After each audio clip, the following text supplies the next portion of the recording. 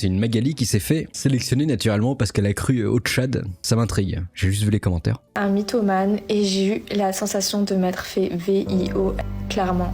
Ah ouais. J'en ai pleuré pendant plusieurs jours. Quand je peux faire la même tête que les stickers là. Donc, lorsque j'étais à Paris, j'ai rencontré un mec qui était grave gentil, grave mignon et tout ça.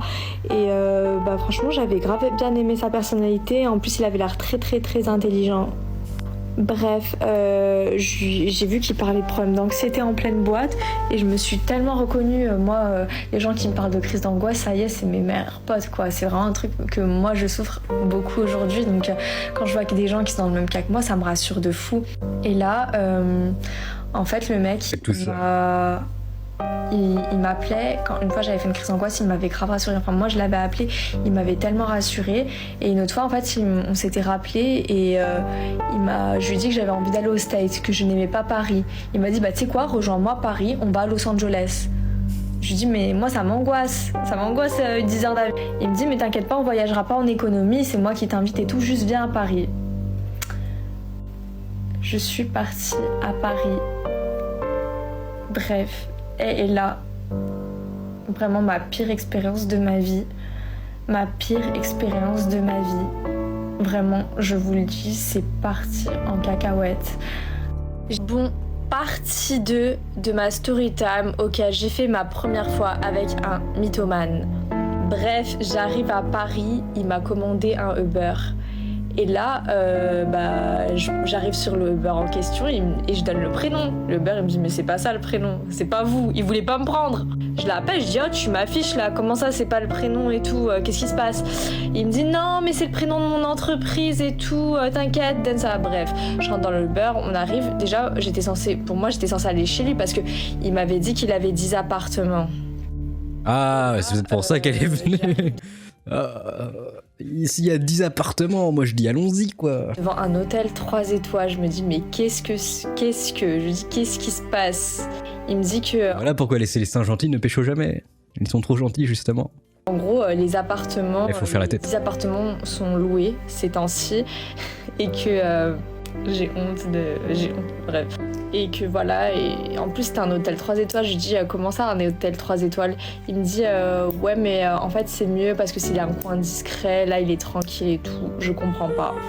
Bref, on se pose et tout, je mange, on discute et tout, et franchement je vous dis la vérité, il m'a mis à l'aise sur un point positif qu'il avait, c'est qu'il connaît les femmes qui font du vaginisme, il s'y connaît très très bien et il connaît...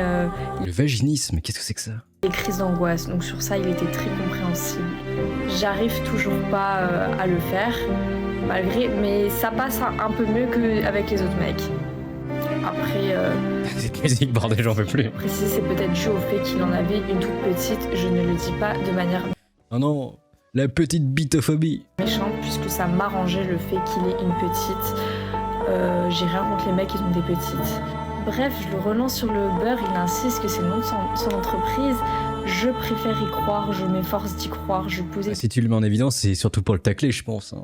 Ça s'appelle de la fausse gentillesse, en fait. C'est une technique rhétorique assez facile. C'est pas mal, tu te fais passer pour une gentille alors que tu rabaisses au fond. Parce que tu sais que la population va le rabaisser sur ça. Ça, faut le savoir, hein.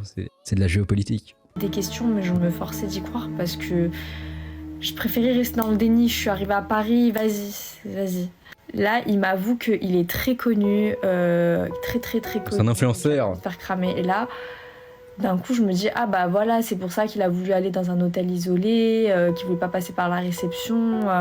Peut-être qu'il m'a menti sur son prénom pour ça. Peut-être que voilà, il est mal à l'aise, que ça va le cramer. Mais voilà, pour moi, je le connaissais pas. Bref, je demande un tour en voiture à Paris et il me le fait. Et là, il se met à conduire comme un malade, mais un malade mental. Et il me dit, bah en fait, je suis pilote Formule 1. Il est tout, c'est l'hyper-docteur, puissance 12 là, il fait tout. Je suis très connue. Et ah oui, il m'avait dit que de base, il est pas parisien, il est ici que pour ses business. Carrément, quand il conduisait, d'un coup, il se m'a tourné la tête, il me dit « Oh, il y a des gens qui m'ont reconnu et tout. Je suis Spider-Man. Ils veulent faire la course avec moi. » Et il se met à accélérer comme un malade. Et il me disait vraiment « Oui, les gens, ils me reconnaissent, j'en ai marre et tout. La police, des fois, elle m'arrête, mais quand ils voient que c'est moi, vu que je suis pilote Formule 1, ils me laissent passer. » Ok.